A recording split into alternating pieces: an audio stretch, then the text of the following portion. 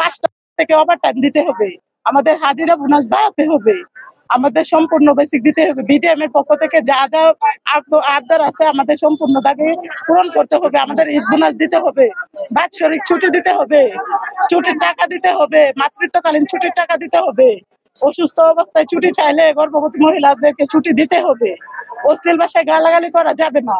দাবি হচ্ছে আমাদের ওভারটাইম, প্রথমত আমাদের ওভারটাইম দিতে হবে এবং আমাদের মাতৃকালীন ছুটি দিতে হবে এবং ছুটি টাকা দিতে হবে এবং আমাদের ঈদ বোনাস দিতে হবে।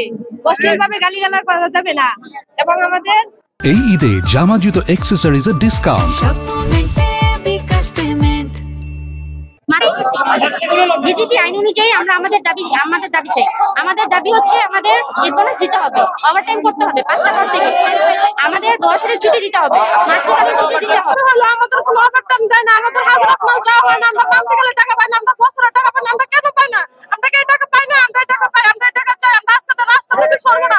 আমাদের এই টাকা যদি আজকে না দেওয়া হয়, আমাদের দাবি যদি না মানতে হয়, আমরা রাস্তা থেকে সরবো না। এই দাবিগুলো আছে, এই দাবিগুলো মানতে হবে, এই দাবিগুলো মানা পর্যন্ত আমরা রাস্তা ছাড়বো না। ওভারটাইম অবশ্যই ওভারটাইম দিতে হবে, আমাদের আইন অনুযায়ী যতগুলো নিয়ম কানুন আছে সবগুলো মানতে হবে, না মানা পর্যন্ত আমরা রাস্তা ছাড়বো না।